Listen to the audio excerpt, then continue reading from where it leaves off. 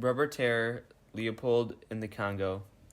Leopold II convinced other countries that he would help the people in the Congo area, while his main goal was to rule the Congo by using fear to make the Congolese do whatever he wanted. King Leopold II became king when his father, King Leopold I, died in 1865.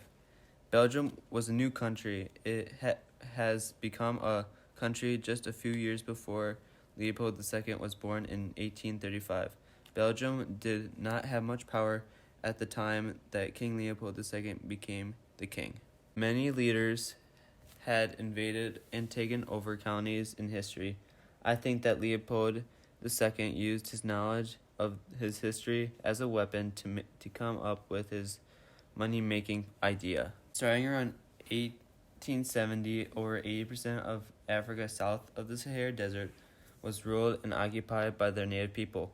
Wealthy, powerful Europeans thought that the land in Africa should belong to them, and so the scramble for Africa began.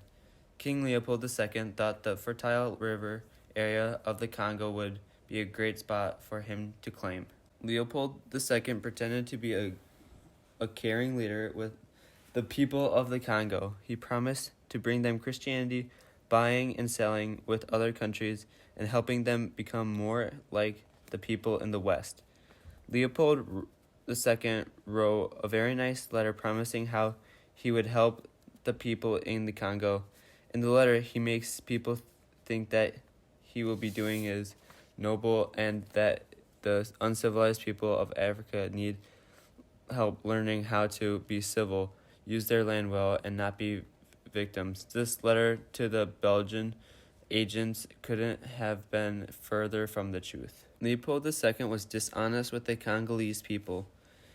In another letter from Leopold to the missionaries, he describes how to handle the African people with whips, how to get the Congolese people to give up their possessions and be brainwashed into thinking that they are better off poor.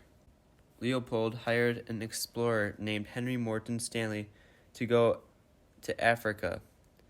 Stanley spent 5 years setting up trading posts, building roads, and getting local chiefs to sign treaties with King Leopold II. The bad part about this is that most of the local chiefs that were signing the treaty did not know how to read or write, so they had to believe whatever Stanley told them. The first way to make money was to harvest ivory. This meant killing elephants for their tusks. Ivory was used to make things like statues, piano keys, and decorations on silverware and furniture. The second way to make money was by harvesting rubber.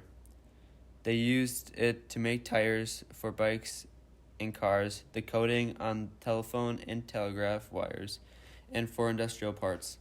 The Congo had a lot of Landolphia vines, which could be cut to get the rubber from inside.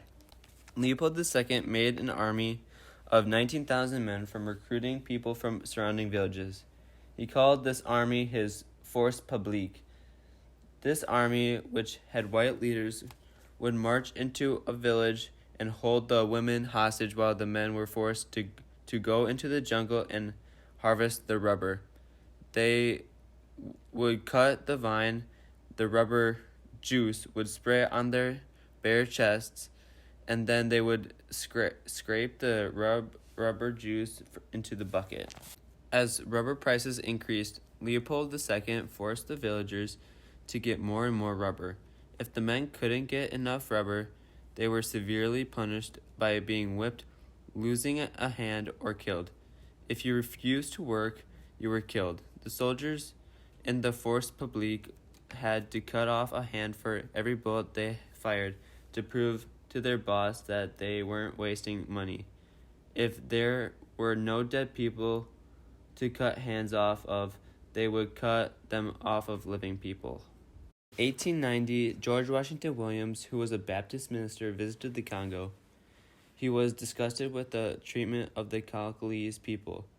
He sent a letter to King Leopold telling him that even though the king wasn't in the Congo, he would still be held accountable for the hurtful things that were happening. Unfortunately, Williams died before he reached home, and so King Leopold II didn't do anything to change what he was doing in the Congo. By 1904, the public had caught on to what Leopold II was doing in the Congo, and that they were not happy about it. There were protests to raise awareness. In November of 1908, Belgium forced Leopold II to give up the Congo, and the Congo became an actual colony of Belgium. Around 10 million Congolese people died, which was about half of the population. On top of the deaths for not getting enough rubber harvested or refusing to work, some people were killed trying to rebel against the force publique. Many people ran to hide in the jungle to escape having to work, but there wasn't enough food for them. Some of the women starved to death while they were being held hostage. With the women being held hostage and the men having to harvest rubber, there was no time to hunt for food or plant food for the rest of the village, and many people starved. Today, the Congo is one of the poorest and less educated countries in Africa, probably due to the loss of half of its population and near starvation of the country under Leopold's rule.